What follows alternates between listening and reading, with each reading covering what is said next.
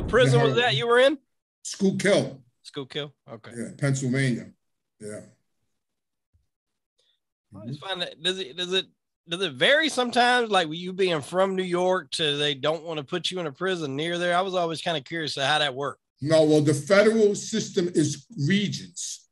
It's the whole country's broken up into regions, and most of the time they try to keep people in the region where they live. But even though it's the region, you could still be 6 hours or 7 hours away from home. And if they send you out of the region, which they do a lot of times to mob guys because they want them away from the city, after a couple of years, you know, they'll move you to your region. So I was the Northeast region. So even though my case was out of Florida, my federal case was out of Broward County, and I was in the southern region. When I got sentenced, the judge recommended I go back to my own region, and they actually did that. They sent me back to, they sent me from, well, first I had to go back to the state prison and finish my time. So I had to go back to Attica, and I stood in Attica for a year, and then they took me out of Attica, and they took me to Ottisville. I was in Ottisville for a couple of weeks in transit, and then they designated me to Schukyll, which was a medium facility prison, and I stood there for 5 years. Ottisville, that's where George Young done a little bit of time there. That's where he met Carlos later. Yeah, a lot of people went through Ottisville. Yeah, it's a big federal prison, and they also have a transit unit in there. So a lot of guys, they use Stewart Airport up in upstate New York, and they fly a lot of guys in from all over the country that are in that region, and then they house them in Ottisville till they ship them out to their designations. Yeah, that's crazy how that connection got made, because George Young went there for smuggling weed, and then just so happens he meets his real name is Carlos later. In the movie Blow, I think they called him Diego, but he was basically Pablo Escobar's number 2, and that started that whole flood of cocaine in the mid 80s. But I would assume they probably do want to take some of the higher end guys and move them further away to make it harder for them to communicate. Well, it all depends on how high profile. Like Carmine Persico, they sent out to California for 30 years. Yeah. You know, they sent him to Lopog. Even my cellie, Kevin Kelly, he was a Westie. He was a killer. He was with the Westies, the Irish gang from the west side of Manhattan. They sent him out first to California to Lopog. And then he worked his way across the country. Carmine, because he was so high profile, they left him there till he got sick, and then they moved him closer to a federal prison. But it all depends on, you know, who you are and what you're there for.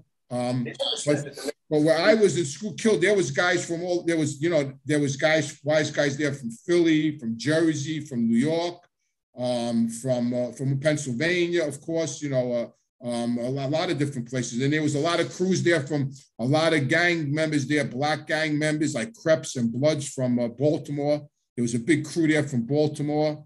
And believe it, I mean, it's not the only time there was ever trouble in the federal prisons I was in, unfortunately, and I don't mean this disrespectfully, was when they used to ship in a lot of Mexicans.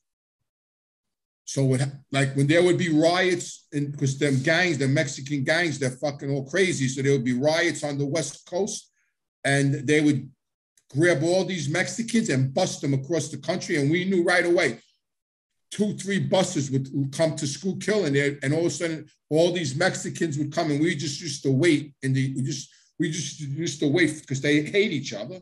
Yeah. They hate each other. It's crazy how they don't get along. And we would just wait in the yard, and we would just wait for the fucking riot to happen, and it never failed. And then we get locked down for 3 days, and they ship all the Mexicans out. And then another couple of months, they ship them all back. But, you know, that's what happens in prison. Don't go to prison. Yeah. I think when Carmine finally died, he was in Butner, I believe it was, which is down here near me, North Carolina, I think. Yeah, Butner is a hospital.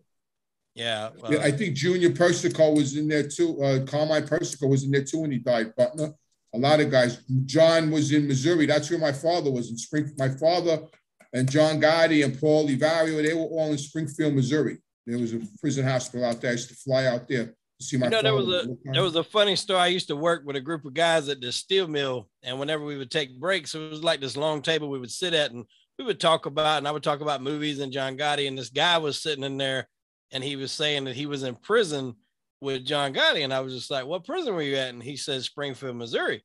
And I was just like, I thought John went to Marion. And I was just like, we were going back and forth. And he was like, no, he said, by then he had cancer. They had moved him to Springfield. And when I looked it up, it was true. I was like, all right. I was like, you're like the only one that's got me on some of these facts in a while. Yeah. But I didn't realize that they did have moved him to Springfield once he had, the cancer had set in pretty heavy. And that was the first place he had a contact visit in like 10 years. Like he never had any human contact until he went to Missouri because, he had contact visits in the visiting room. He was finally allowed to, hug his grandkids and, his wife and whatever, because in Marion, he was locked down.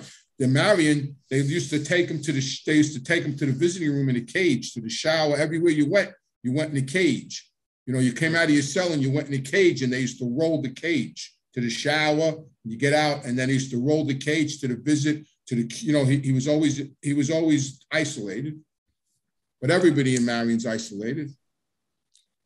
Yeah, that's a tough prison, man. Marion, Illinois. That's up there with some of the tough ones.